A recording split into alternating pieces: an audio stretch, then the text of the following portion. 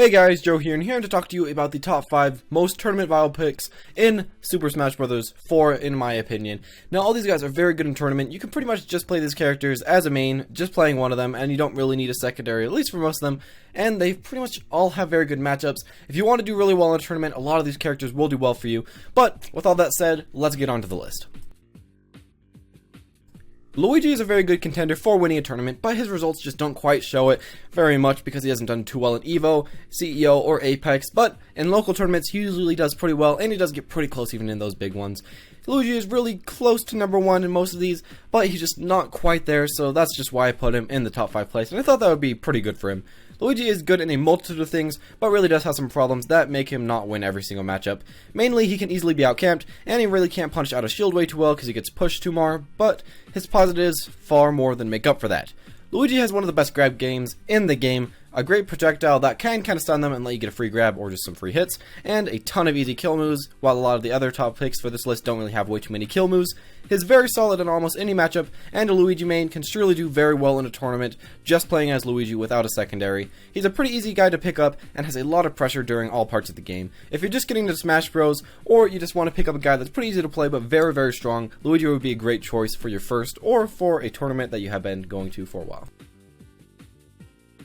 Pikachu is a guy with many strengths and really not way too many weaknesses, but still not quite as good as the ones in front of him on this list. He has a great combo game, damaging smashes, and very fast and effective projectile that can combo into a lot of other moves.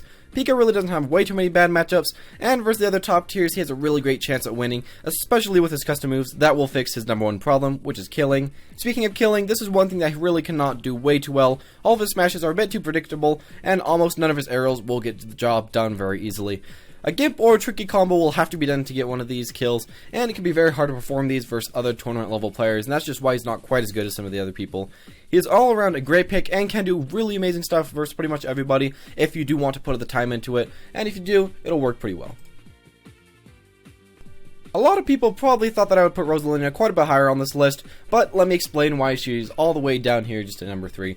Well, first off, let's go to the positives of her. Great damage, great kill moves, an amazing recovery, and easy juggles. All these really create a solid character, but she doesn't seem to do quite as well as the ones above her. She really doesn't have that many results other than people like to buzz, and really can be beat by some of the most commonly picked characters if not played perfectly. She has a bit too much ending lag on some of her moves, and if someone kills Luma, she'll be at a pretty big disadvantage, but at the same time she still is a very, very strong character. For Rosalina, I would recommend a secondary that can either rush down an opponent or just keep somebody away even more. Mainly rush down someone like Falcon, because she really does need some offense because she really doesn't have that by herself way too much. She's a really good pick, but just not quite as OP as people thought she was from the 3DS days.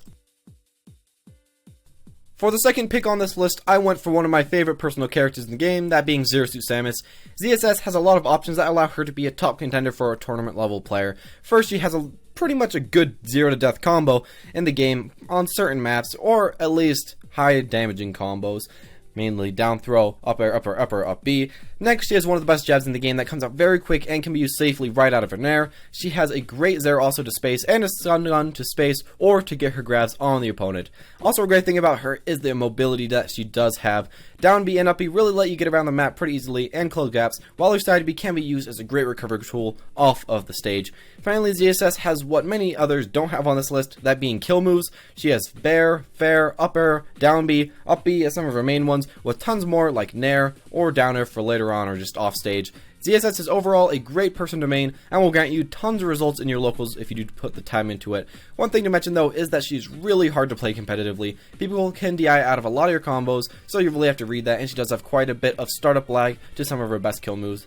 And pretty much you'll just have to learn how to read dodges and stuff in order to get grabs, but after a long time you'll figure it out and do very well.